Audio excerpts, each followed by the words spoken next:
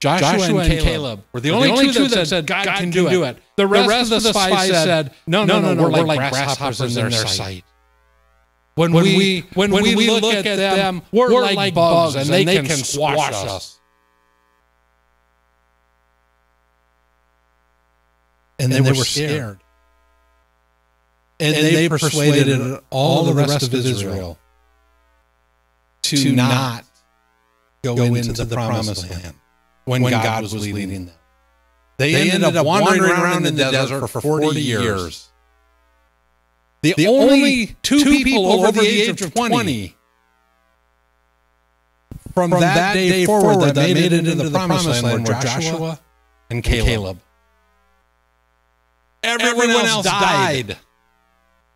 That meant that Joshua was one of the two. We don't know which one is older, Joshua or Caleb. We just know that they were both over the age of 20, and they both were the only two that made it into the promised land. They were the two oldest people in the land when they went into the promised land. There was a battle where the Israelites were going out and they were fighting the Amalekites. And as long as Moses had his arms up in the air, Israel was winning. And as long if Moses' arms ever started to droop, then Israel was losing. So Moses is sitting up on the mountain holding his arms up, and there's a guy named Ben-Hur, and a guy named Aaron, who is Moses' brother, who are holding Moses' arms up. Joshua was the guy that led the army into battle. Joshua was the one that led them out to fight. And finally, as Moses was preparing to die, in Deuteronomy 34:9 we read this. Now Joshua, the son of Nun, was filled with the spirit of wisdom, for Moses had laid his hands on him. And the sons of Israel listened to him and did as the Lord had commanded Moses. Moses, the greatest prophet of all time, laid his hands on Joshua and passed the mantle of his leadership onto Joshua. This is a guy that's set up to have ego problems. This is a guy that's set up to have a big head.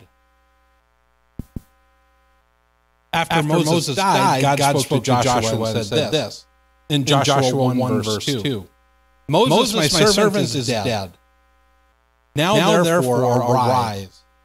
Cross this Jordan, you and all this people, to the land which I'm giving to them, to the sons of Israel. Talk about God talking to you directly and saying, you are the man. Moses is dead. You lead these people. He was set up to have an ego problem. In Joshua 3, verses 15 and 16, we read this. And when those who carried the ark came into the Jordan, and the feet of the priests carrying the ark were dipped in the edge of the water, for the Jordan overflows all its banks all the days of harvest.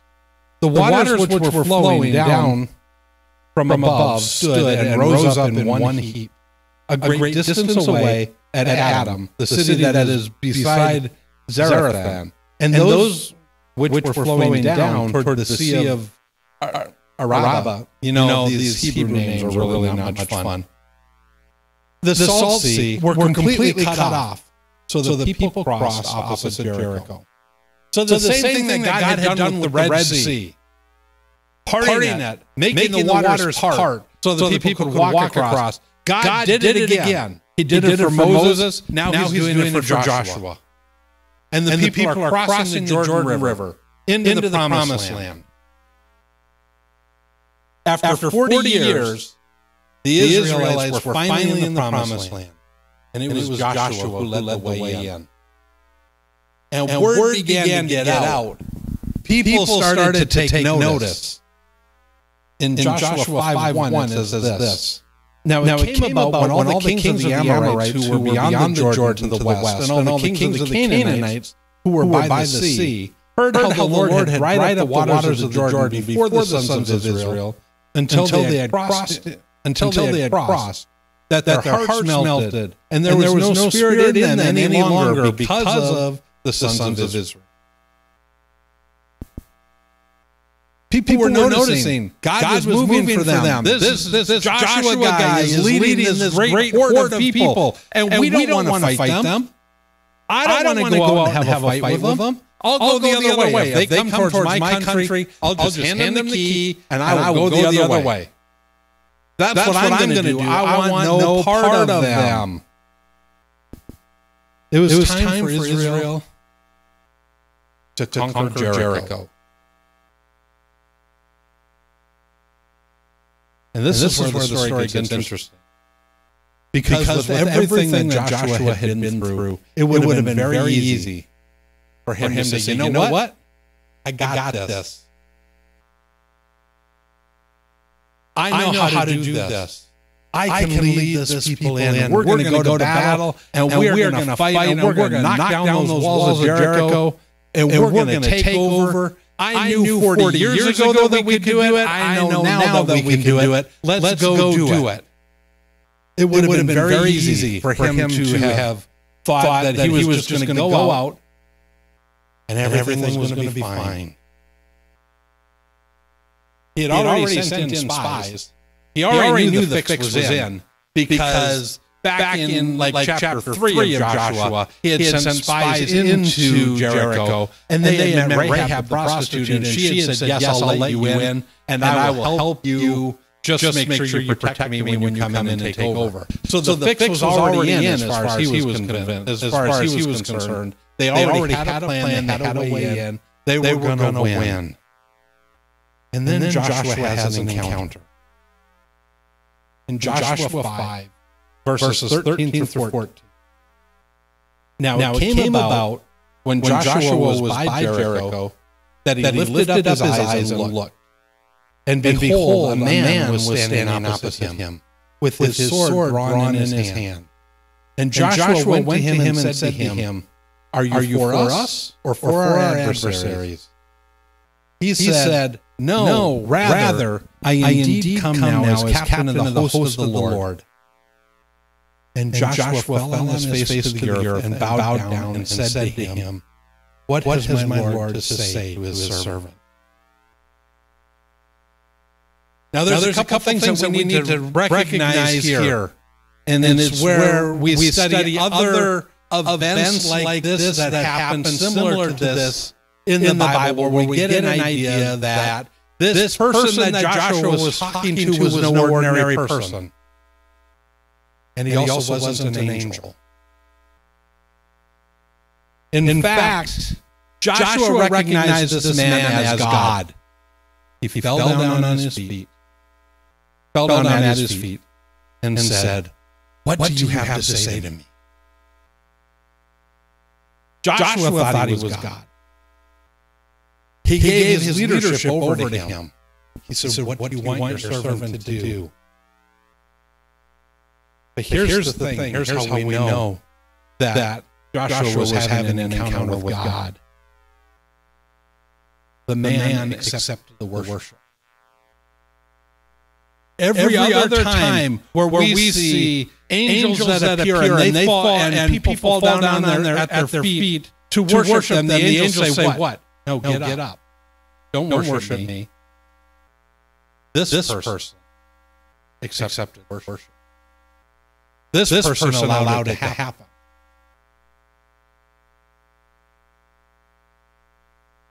God appears. There's one more thing that we need to notice. Joshua says to him, Whose side are you on? Are you on my side? Or are you on my adversary's side? And God says back, I'm on my own side. I'm on my side. Whose side are you on?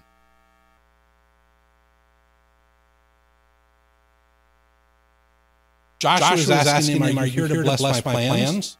And God responds, It's not about me. It's not about you. It's about me. This is where we most often find ourselves. This is where we find ourselves as we go out and we're trying to do the things that God has called us to do, and we're trying to live the life that God has called us to live. And we have ideas, and we have thoughts, and we have plans, and we have things. And we come up against God.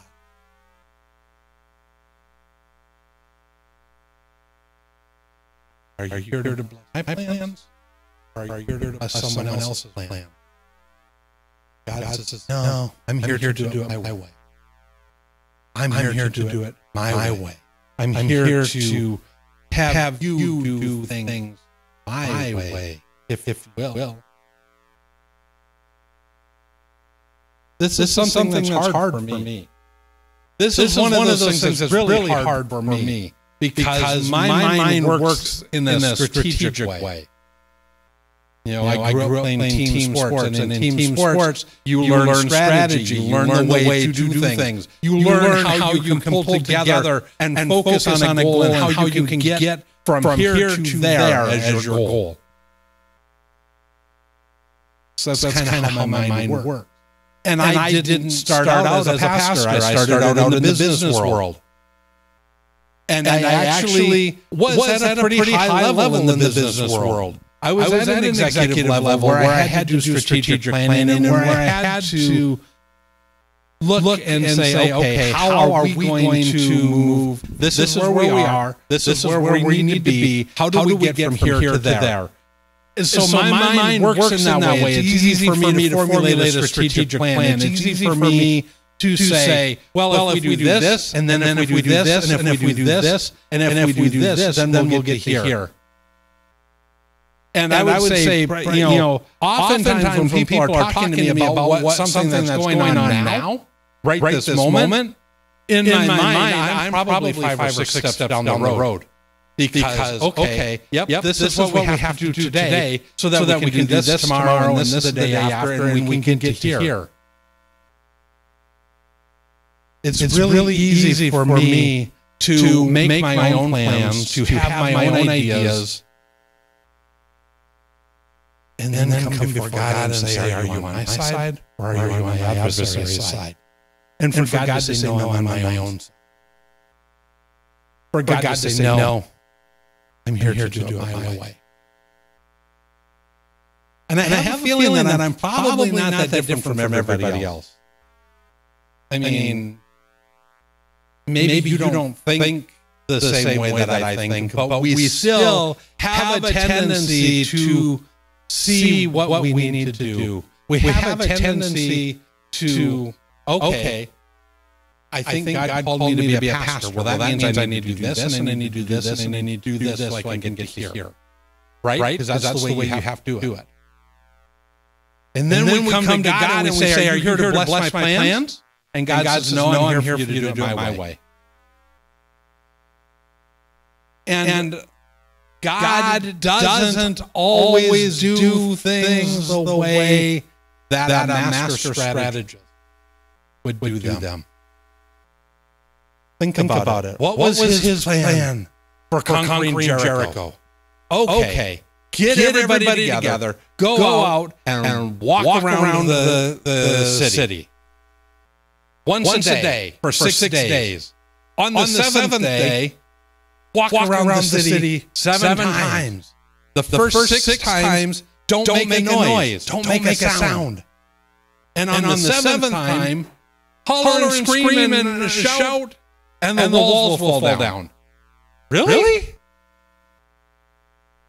I bet if we talk to Norman Schwarzkopf or Douglas MacArthur or any of the great military strategists of America that have been in American history, and we asked them about that plan, they would say, yeah, that's the stupidest thing I've ever heard. God doesn't always do things the way that makes sense to us. He does things the way that makes sense to him. He does things in a way that are going to bring him glory. He does things in a way that are going to make sure that the honor is focused on him. It would have been easy for Israel to have just stormed the gates. And God could have said, poof, and the gates would have popped open, and they could have ran in, and the fear of the Lord came over all the people, and there could have been a rout. And it would have been really easy for Israel to have gotten all the glory and all the honor from that. But there's absolutely no way that Israel can get the glory and the honor when all they did was walk. They took a walk, and they sang a song. And we know what song it was, right? Keep walking. That's right. VeggieTales. They were singing VeggieTales the whole way. And we have to be willing to allow God to change our plans, to change what we're doing, to refocus every day. Again, like I said, the most dangerous thing that any Christian can do is open their Bible and start to read it. Because on any given day, God can reveal something to us that will completely change our life. And this morning,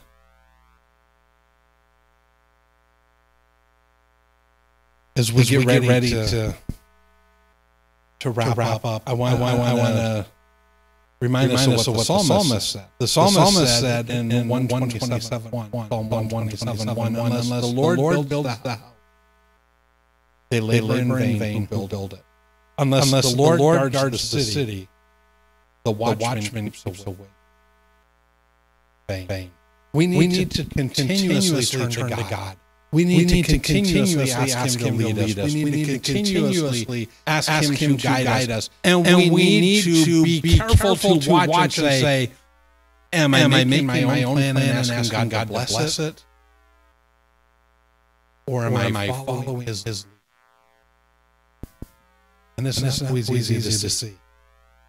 Because oftentimes the thing that makes the most sense is the thing that we would assume to be God's leading. And the thing that makes the most nonsense is truly the thing that God is leading. It's truly the thing that God is saying. And we need to be ready to accept that. So as we get ready to go this morning, as we get ready to move on, I want to challenge all of us to look at our lives. To look at where we are. To look at who we are. Are we following our own plan and asking God to bless it? Or are we truly laying our life down and asking Him to lead us? And asking Him to guide us? Because the thing about prayer is this. It's never about getting God to do our will. Always about getting us God's will.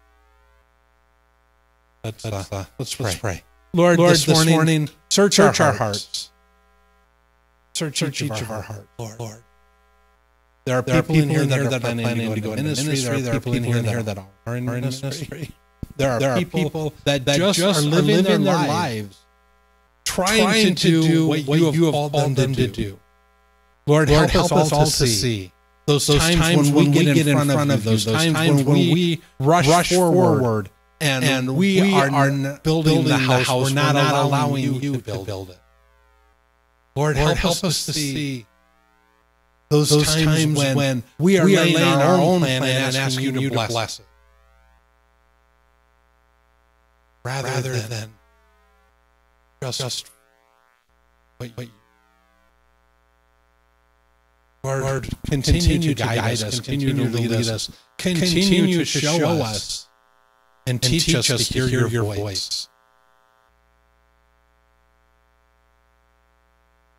In everything that we do. In every step. Thank you. We love you. We praise you.